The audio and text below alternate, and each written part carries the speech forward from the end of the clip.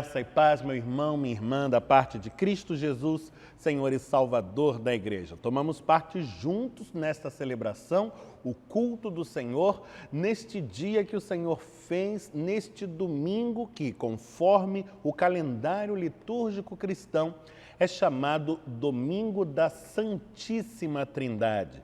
Data de tempos muito antigos esta tradição de dedicarmos o primeiro domingo após Pentecostes à contemplação do mistério da Trindade Santíssima. Confessamos a nossa fé num Deus triuno, não três deuses, mas um só Deus, distinto em três pessoas, o Pai, o Filho e o Espírito Santo. E neste dia, de modo muito especial, volvemos as nossas atenções a esta realidade que só se tornou manifesta e, portanto, conhecida da Igreja após o evento registrado em Pentecostes, no livro dos Atos dos Apóstolos, no capítulo 2, pois tão somente após a manifestação do Espírito Santo, a Trindade Santíssima se revelou por fim ao conhecimento de todos. Nos alegremos no Senhor, celebremos a sua bênção, cantemos a sua glória. Convido você, inspirados pela temática deste domingo, a entoarmos juntos o cântico de número 4, adorando e louvando a Trindade Santíssima.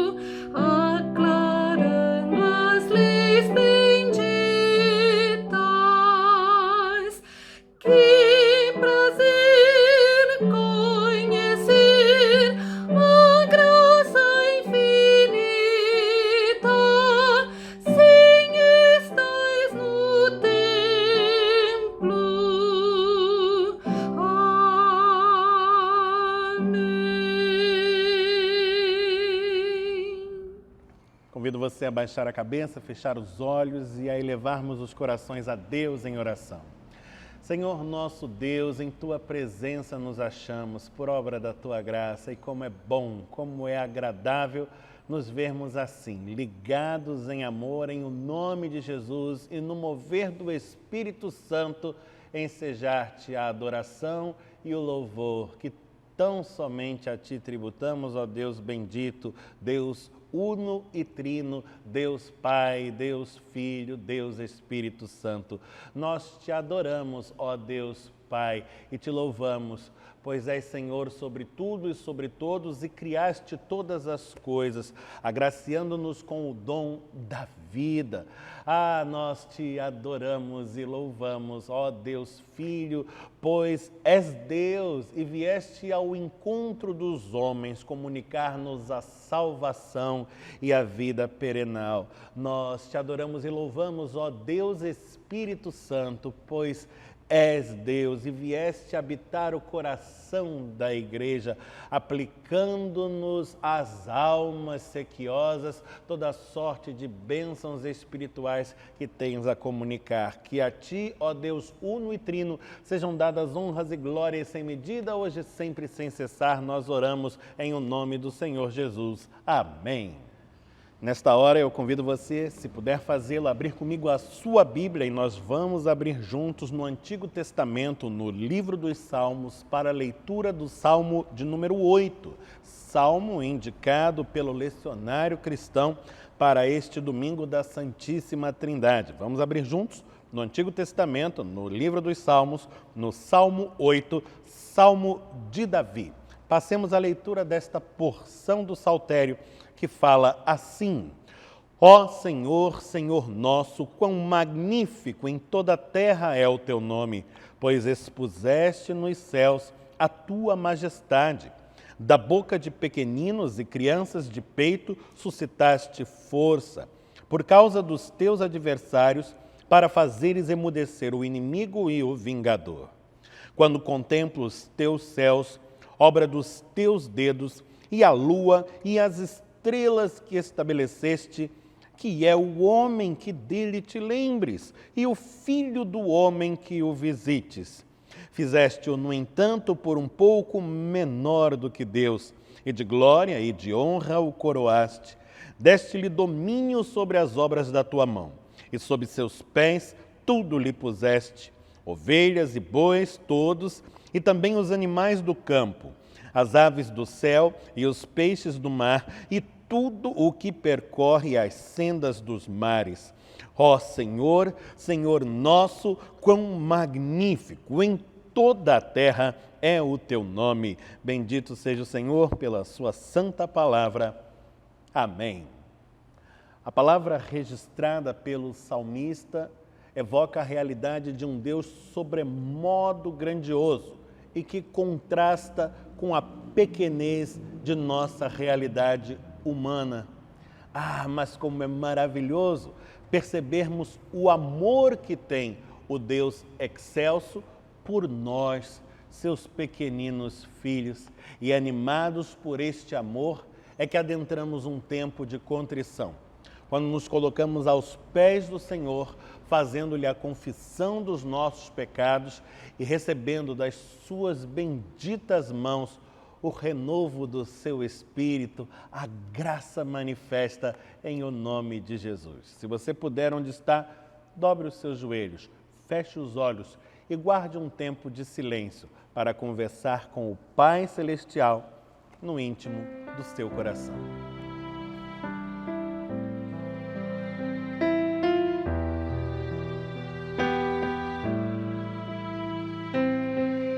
Senhor nosso Deus, em resposta ao Teu amorável convite, que nos achegamos junto ao Teu trono de graça, trazendo nas mãos os nossos próprios corações e depositando-os nas Tuas mãos, ó Senhor. Clamamos-Te, ó Pai Celestial, em nome de Jesus, pela Tua misericórdia, a fim de que o Teu Espírito, agindo nos nossos corações, traga-nos o renovo para a caminhada contigo Ah, Senhor, temos vivido dias maus, dias difíceis, de muita luta, de muitas inquietações quanto ao amanhã, de muito luto, de muita dor. Mas até aqui, a Tua boa mão nos susteve e temos por certo que continuaremos a contar com a Tua graça, que a Tua bondade, que a Tua misericórdia estarão reiteradamente conosco, acompanhando-nos a cada passo do caminho. E guiados pela Tua mão, havemos de alcançar o pouso seguro que nos tens preparado por certo no porvir. Aquece, portanto, Senhor, a chama da esperança que ora arde em nosso peito e que promana de Ti, da presença do Teu Espírito em nós, vivificando-nos e animando-nos à jornada da vida. Que em o nome de Jesus experimentemos a vitória que nos está assegurada nele mesmo e que o nosso bom êxito aqui nesta terra e face aos desafios do tempo presente redunde em glórias ao Teu santo nome e em bênçãos na vida de muitos. Toca-nos, portanto, Senhor, e usa-nos para o testemunho de Ti mesmo e para que aqueles que nos cercam venham a encontrar em Ti a salvação que em Ti também encontramos. Assim oramos, em o nome do Senhor Jesus Cristo e no poder do Espírito Santo. Amém, Senhor. Tocados pela graça do Senhor, desde já experimentamos em nosso seio a paz, que somente Ele pode nos prover, através do Seu Espírito e em o nome de Jesus. E este sentimento que ora nos toca nos leva a cantar. Vamos cantar, vamos bendizer ao Deus da nossa salvação e vamos somar às nossas preces a letra do cântico. Seremos nele dirigidos pelas nossas irmãs Gisele Santana, organista, e nossa maestrina e soprano Helen Reis.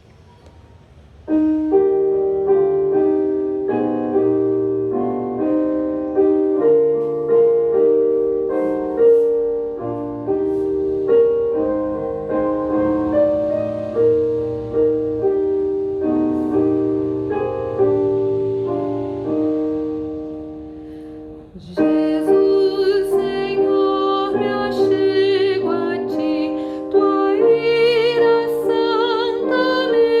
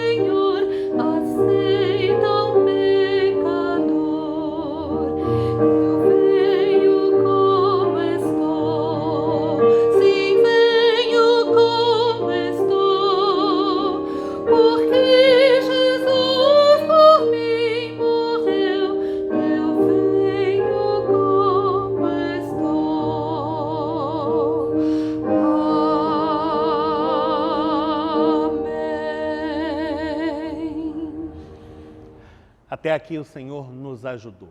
Ele nos tem sustentado com a sua boa mão, mostrando a sua fidelidade, pois nos prometeu que agiria assim.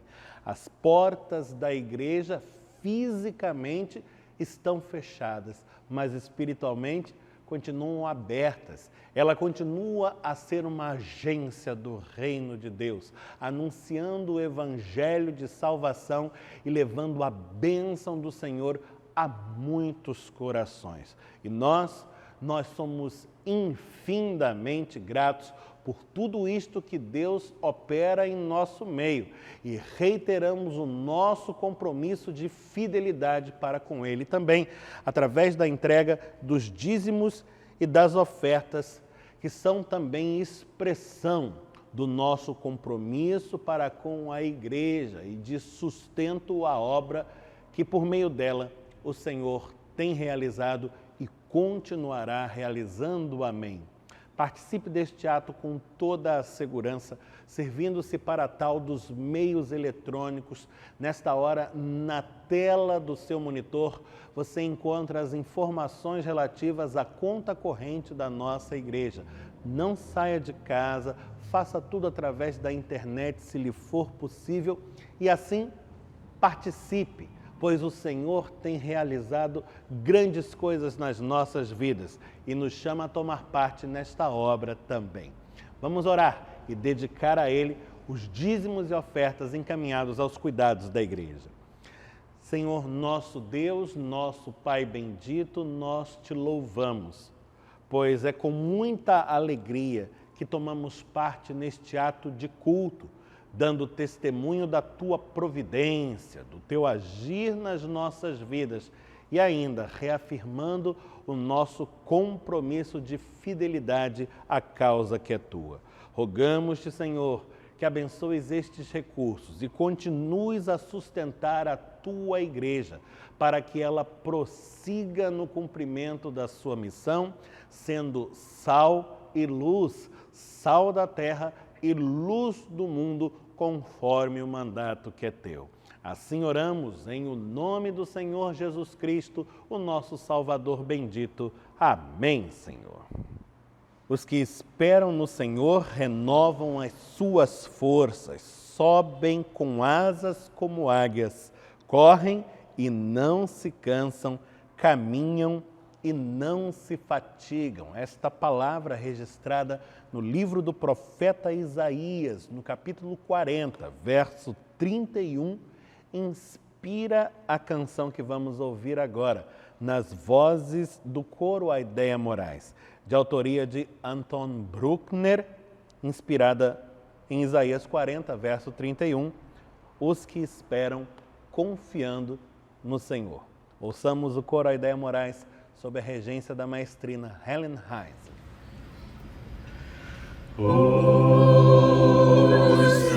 Espera.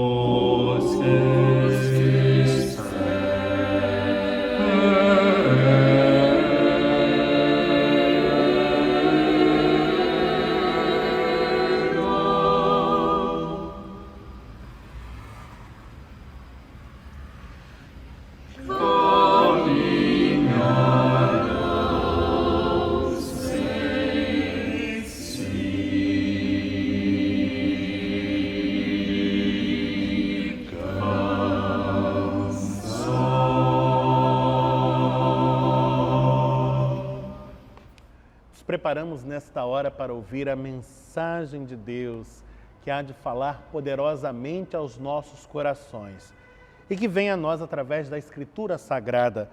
Convido você a abrir comigo a sua Bíblia no Novo Testamento, no Evangelho de Mateus, no capítulo de número 14.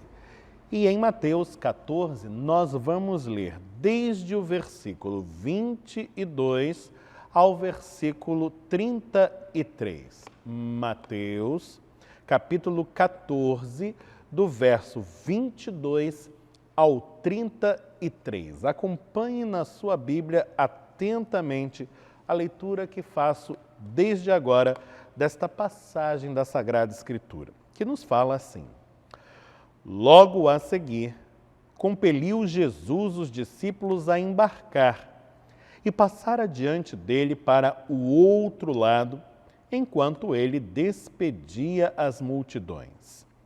E despedidas as multidões, subiu ao monte, a fim de orar sozinho.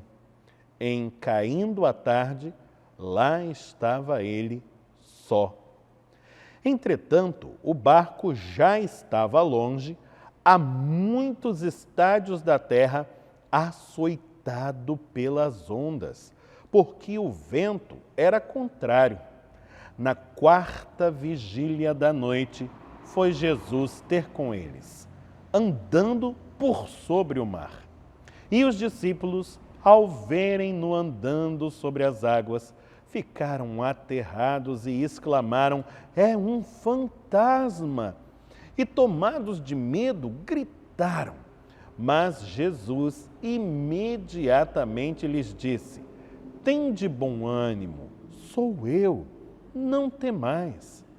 Respondendo-lhe Pedro, disse: se és tu, Senhor, manda-me ir ter contigo por sobre as águas. E ele disse: vem. E Pedro, descendo do barco, andou por sobre as águas e foi ter com Jesus. Reparando, porém, na força do vento, teve medo. E começando a submergir, gritou: salva-me, Senhor! E prontamente Jesus, estendendo a mão, tomou-o e lhe disse: homem de pequena fé, por que duvidaste? Subindo ambos para o barco, cessou o vento, e os que estavam no barco o adoraram, dizendo: verdadeiramente és Filho de Deus.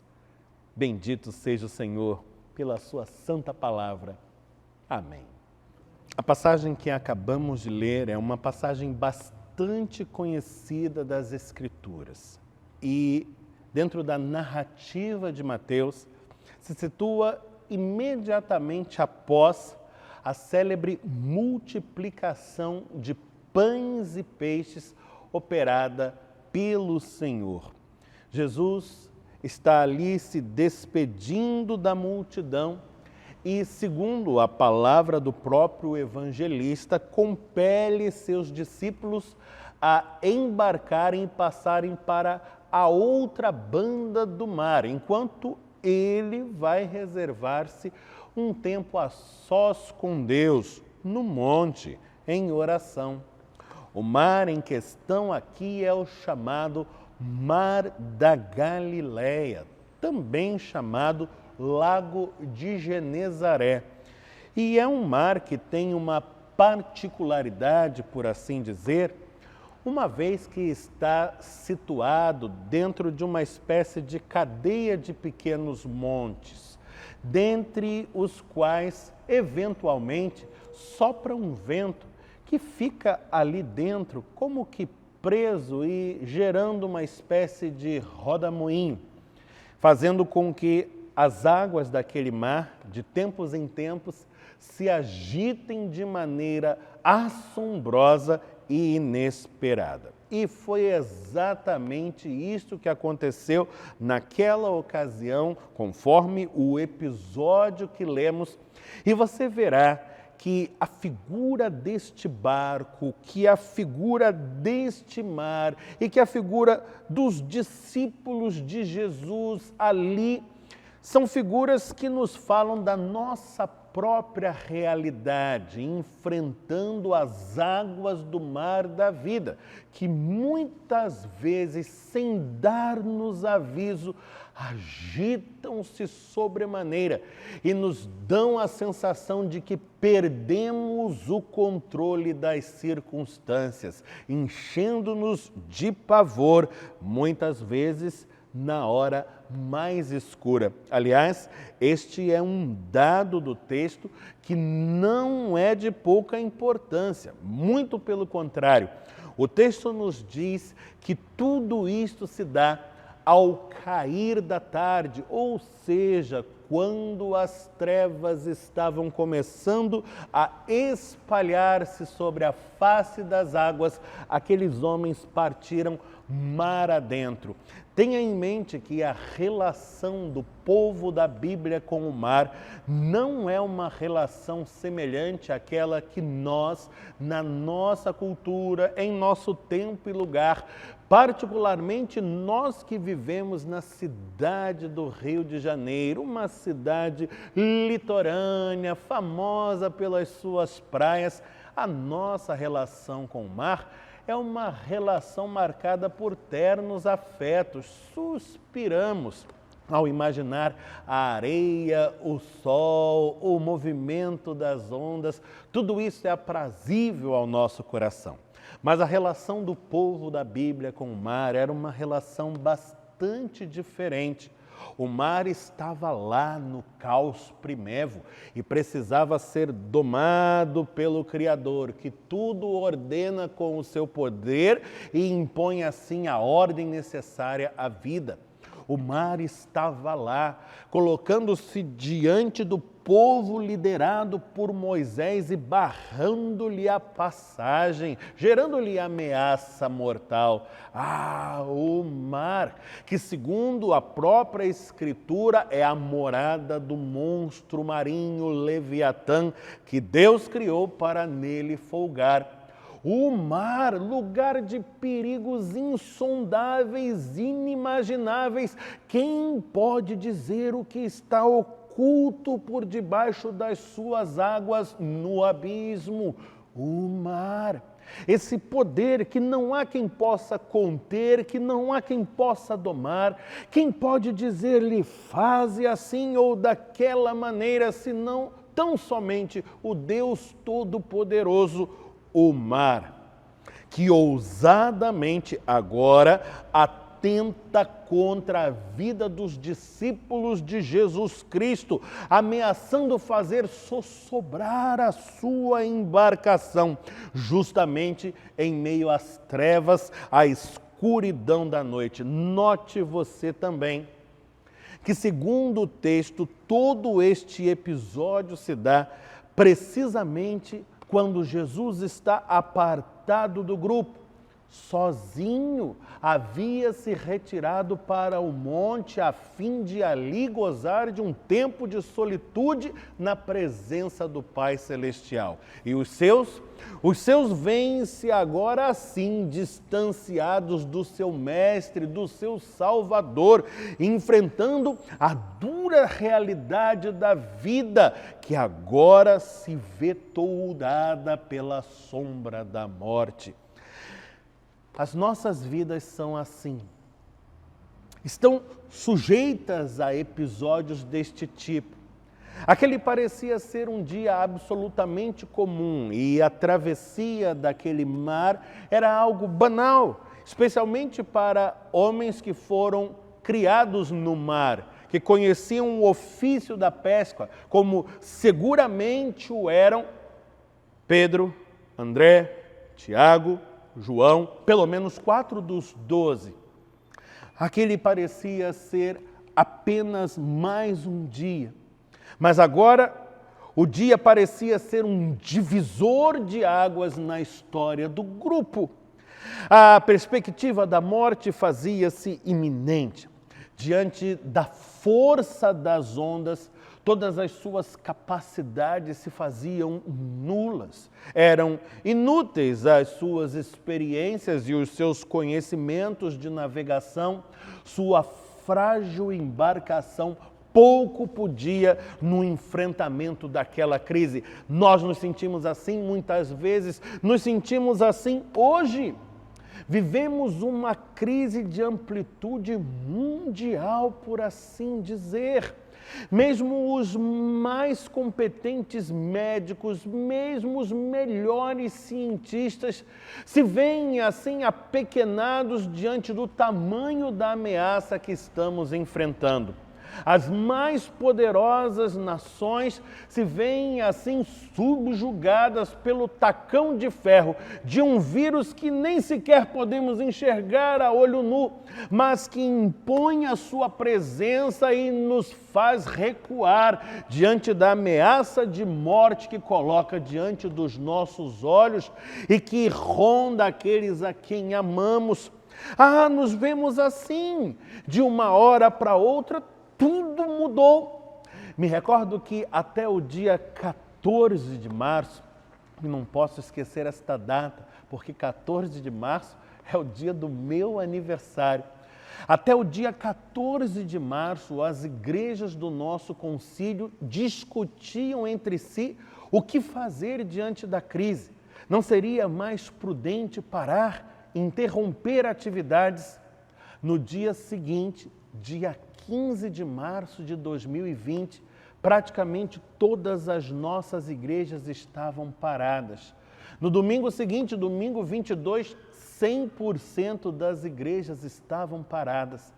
E nunca na história da igreja vimos algo semelhante a isto que estamos vivenciando agora. Uma realidade absolutamente inédita, inusitada, inesperada. Imaginávamos que teria uma certa duração, mas agora a sua duração se prolonga e as consequências estão aí, são inevitáveis. Assim como naquele dia, naquela embarcação, os discípulos também não podiam prever quanto tempo duraria o vento, por quanto tempo as ondas estariam agitadas e o mar revolto.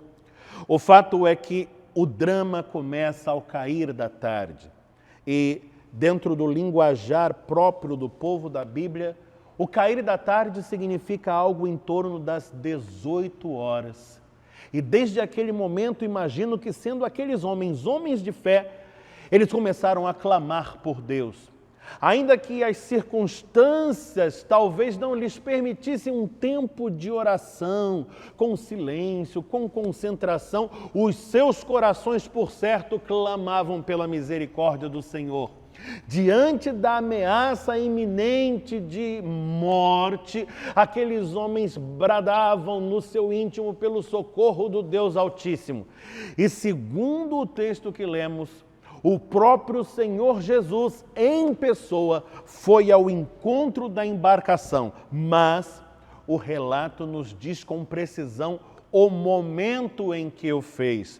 E segundo o texto que lemos, estando o barco já longe, a muitos estádios da terra, sendo açoitado pelas ondas impostas por um vento contrário, na quarta vigília da noite, atente para esta palavra, registrada no verso 25, na quarta vigília da noite, foi Jesus ter com eles, andando por sobre o mar.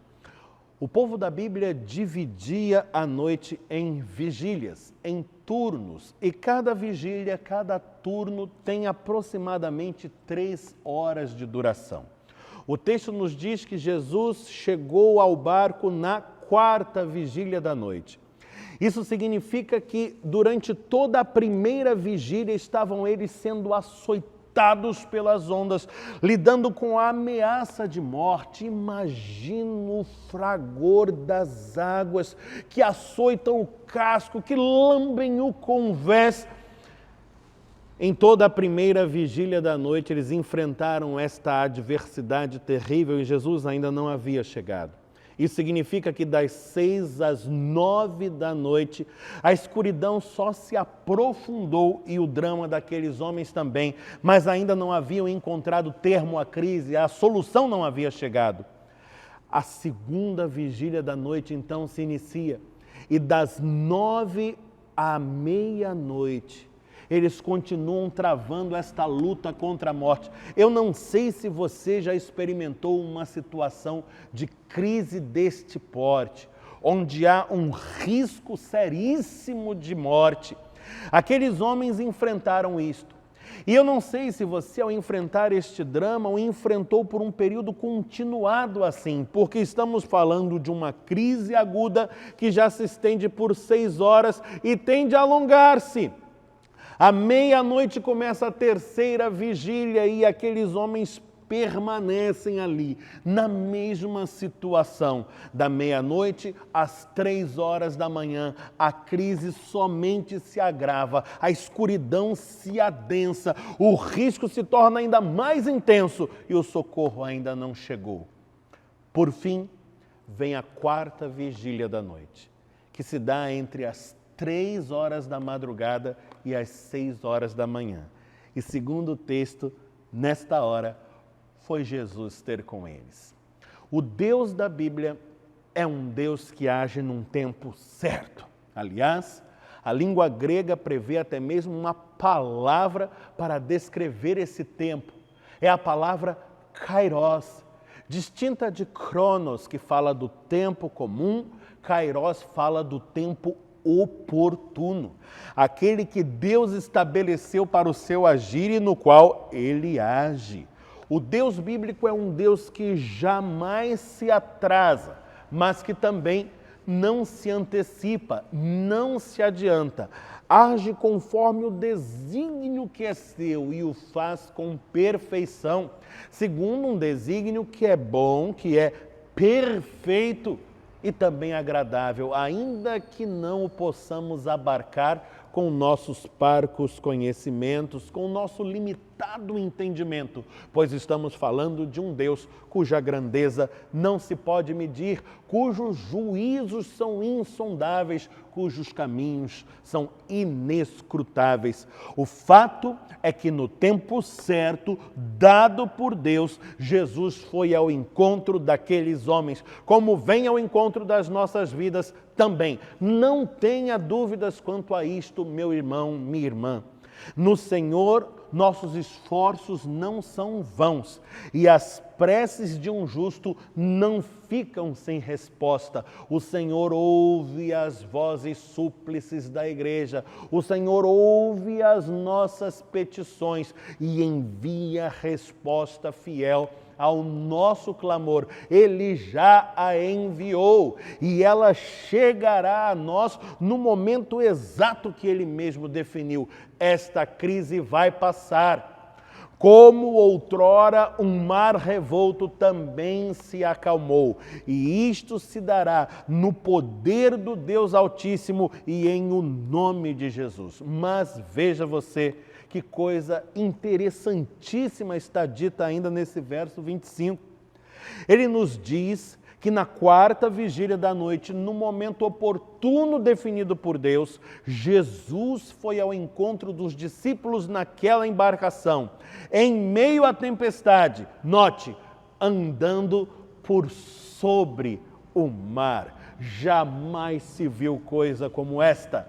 Jesus andando por sobre o mar. E o que eu quero destacar desta passagem e deste viés em particular assinalado agora é que muitas vezes o nosso Deus fará das tempestades que se abatem sobre a nossa vida um caminho para alcançar os nossos corações. Isto é uma verdade bíblica ilustrada pelo texto e que se dá hoje nas nossas vidas também. Esteja atento, pois estamos todos passando por uma grave crise e cada um lida com ela da sua maneira, a sua forma, segundo a sua própria realidade particular. Há pessoas que são sozinhas e que neste momento angustiam-se com a solidão. Há outras que têm grandes famílias, todos morando na mesma casa e lidam com o desafio do confinamento porque não é fácil estar junto 24 horas por dia. àqueles que são muito ativos e não sabem como lidar com esta paralisia imposta pelas circunstâncias, àqueles que nunca foram tão ativos quanto estão sendo hoje, porque as circunstâncias lhes demandam agir e agir em intensidade máxima. Cada um vive de uma forma, experimenta a crise de uma maneira particular, mas ela toca a todos, toca-nos a todos. E esteja atento, pois é possível que o nosso Deus faça da crise que você está vivendo um caminho, uma estrada para alcançar e impactar a realidade da sua vida, o seu coração. E isso aconteceu naquele dia, porém, algo gravíssimo havia acontecido, e eu quero chamar a sua atenção para isso também. Segundo o versículo 26, os discípulos viram com os próprios olhos Jesus andando sobre as águas e vindo ao seu encontro. Note você se não é isto precisamente o milagre porque ansiavam ardentemente os seus corações. Estavam ali temendo pelas próprias vidas, no íntimo clamando ao Senhor, e agora o socorro divino vinha manifesto em Jesus de Nazaré, o Cristo de Deus, que miraculosamente anda sobre as águas a fim de resgatar os seus. É motivo de sobra para que os corações estejam em festa, alegres, jubilosos, louvando e bendizendo ao Deus de toda graça. No entanto, não o podem fazer. E não o podem fazer porque foram de tal modo afetados pelas circunstâncias, de tal modo envenenados, intoxicados pela tormenta que os cerca, que agora os seus olhos foram toldados e a sua visão distorcida da realidade já não consegue discernir o mal do bem. Olham para Jesus, o milagre divino manifesto diante dos seus olhos, e reconhecem nele um motivo a mais para o medo e a histeria. Estão tomados de pavor e histericamente gritam, olhando para Jesus, dizem: é um fantasma, e temem vê-lo assombrá-los. Estão diante da bênção de Deus, mas não conseguem reconhecê-la e por isso mesmo não conseguem tomar posse dela. Ah, que triste realidade esta! Mas ela não lhes é peculiar exclusivamente, estamos a ela sujeitos, eu e você também. Olhamos para as circunstâncias, olhamos para as notícias veiculadas na mídia, olhamos para as muitas informações que chegam a nós através das redes sociais, dos relatos de amigos e familiares. Olhamos para a realidade e nos deixamos assombrar. E se mantivermos os nossos olhos cativos das circunstâncias, nos assombraremos cada dia mais. E este terror imposto pela realidade vigente fará enfermarem as nossas almas e nos estragará a visão. Precisamos ter os olhos fitos em Deus. Somente assim seremos capazes de transcender a realidade vigente e superá-la, pois, olhando para Deus, preservaremos o nosso eixo, o nosso centro, a nossa firmeza, que vem da rocha sobre a qual nos apoiamos, ela mesma inabalável, pilar de nossa fé, o Senhor Jesus. Se mantivermos os olhos atentos a Ele, nada do que nos ronda poderá nos demover do caminho que Ele nos tem traçado. E mesmo em meio à dura adversidade do presente, encontraremos paz e fortalecimento espiritual para o enfrentamento do que quer que seja e para o gozo da vitória em nome de Jesus. O nosso Senhor, Ele nos conhece melhor do que nós mesmos podemos nos conhecer. Sabe das nossas limitações, sabe das nossas fraquezas, sabe que por vezes nossa fé se torna fraca diante das adversidades e por isso misericordiosamente lhes dirige esta palavra dizendo: tende bom ânimo, sou eu, não temais. Ah, como é maravilhoso estar na presença do Deus amor, que nos entende, que se solidariza a nós e que tão graciosamente conforta-nos o coração, abraça-nos o ser, envolve-nos na sua luz bendita. Isto permite a Pedro um momento de intrepidez. E esta intrepidez para nós é exemplar, pois Pedro confiadamente diz: Senhor, se és tu, manda-me ir ter contigo por sobre as águas. Pedro está maravilhado. E agora, com os olhos fitos em Jesus, já não está mais cativo das circunstâncias, consegue transcendê-las. Pedro agora contempla a esfera do agir de Deus, que age no âmbito dos impossíveis. Pedro crê no poder divino, crê no poder manifesto em Jesus Cristo. Pedro crê em milagres. E ouvindo de Jesus o convite que diz: vem, Pedro desce do barco, lança-se ao encontro do Mestre e anda também por sobre as águas. Que coisa maravilhosa! Para isto fomos chamados a romper em fé, romper com os grilhões do medo, romper com os grilhões da incredulidade. No entanto, veja você, em meio àquela maravilha, Pedro, uma vez mais, dirige os seus olhos para as circunstâncias. E uma vez mais, elas fazem valer a sua força. Ah, sim, porque eu e você estamos imersos em realidades que nos põem à prova em todo o tempo, que nos desafiam a fé. E Pedro, olhando para a força das águas, testemunhando o seu poder e a ameaça que representam, Pedro vacila e claudicante começa a submergir outra vez. Teme pela própria vida e clama novamente: salva-me, Senhor.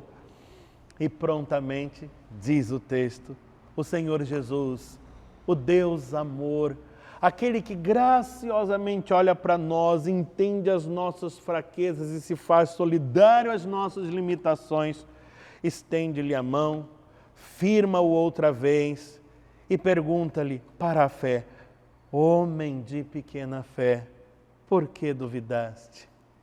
Ao longo de todo este episódio, intensas vivências foram possibilitadas aos discípulos como um todo e a Pedro de modo particular. E ao término dele, estão todos de volta no barco e Jesus faz cessar o vento. E então, aqueles que partilharam toda esta realidade aguda de crise, mas de profunda intimidade com o Senhor, que testemunharam o seu agir e a força que há no seu poder, estão aptos à adoração e dizem, conforme o verso 33, verdadeiramente és Filho de Deus. Ah, meu irmão, minha irmã, este episódio ilustra perfeitamente bem aquilo que se dá conosco hoje.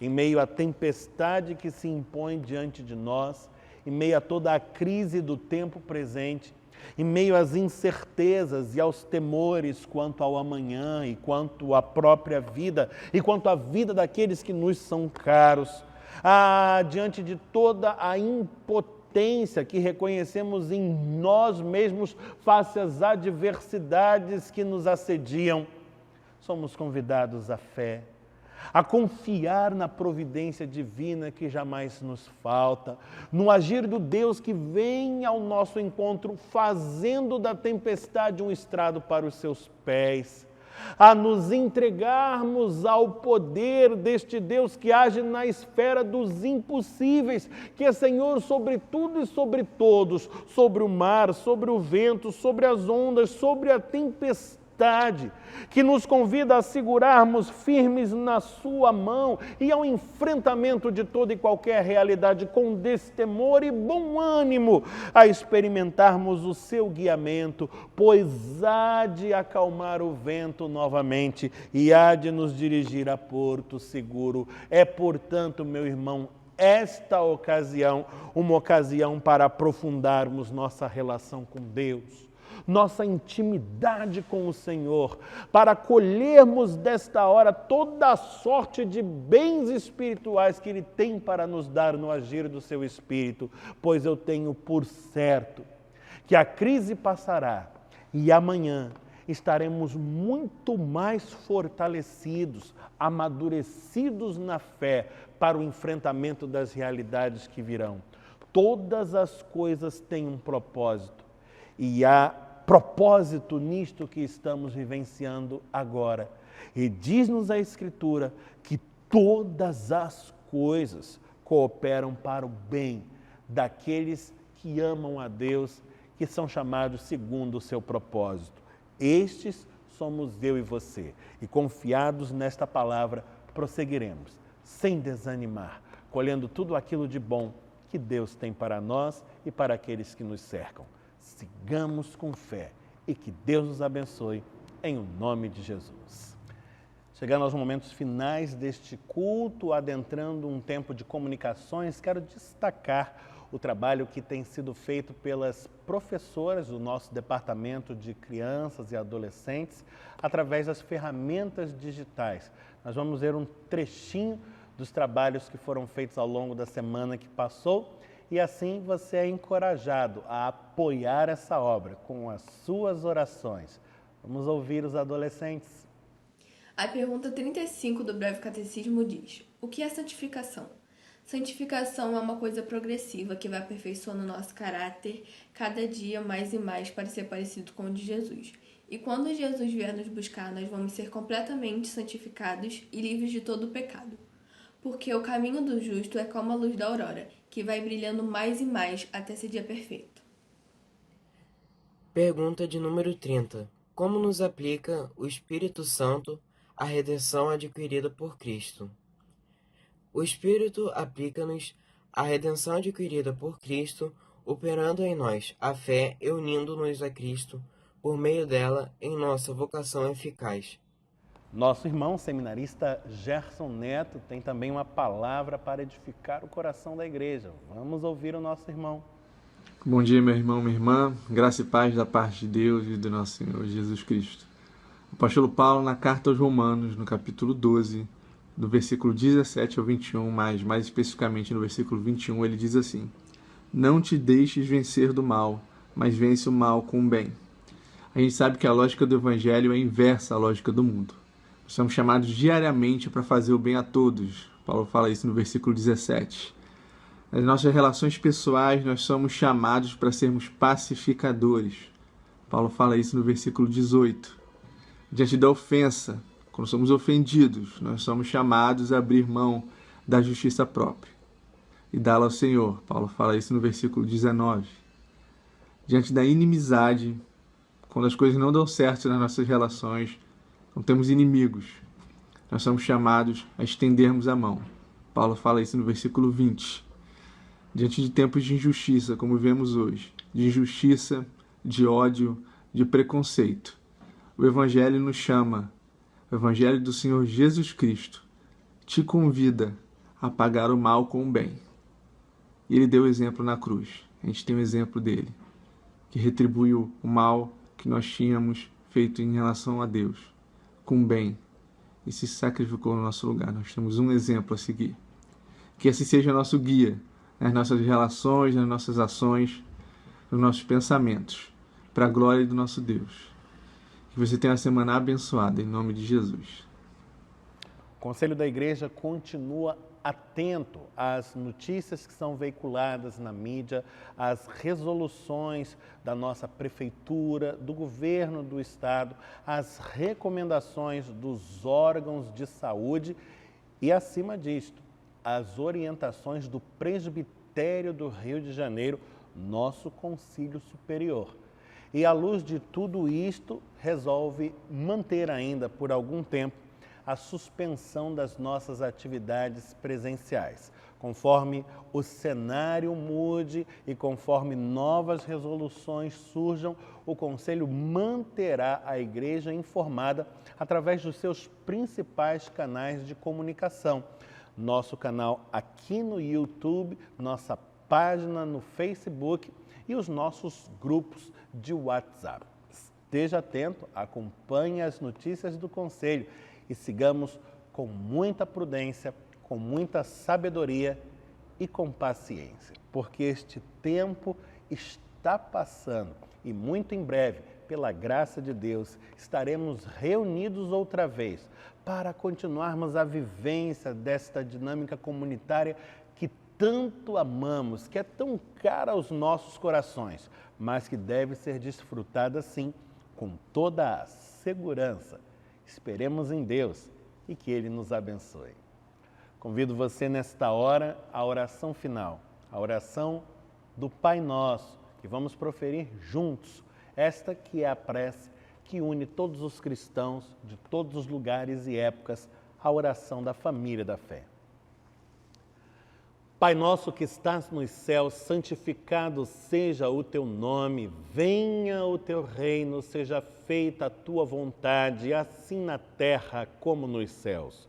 O pão nosso de cada dia nos dá hoje. Perdoa-nos as nossas dívidas, assim como nós perdoamos aos nossos devedores. Não nos deixes cair em tentação, mas livra-nos do mal, pois teu é o reino, o poder e a glória para sempre. Amém. Recebei a bênção do Senhor, que o Senhor te abençoe e te guarde, que o Senhor faça resplandecer o rosto sobre ti e tenha misericórdia de ti. Que o Senhor sobre ti levante o rosto e te dê paz. Que a graça de nosso Senhor e Salvador Jesus Cristo, o amor de Deus, o Pai Celestial e a comunhão do Espírito Santo permaneçam com todos, hoje e eternamente. Amém.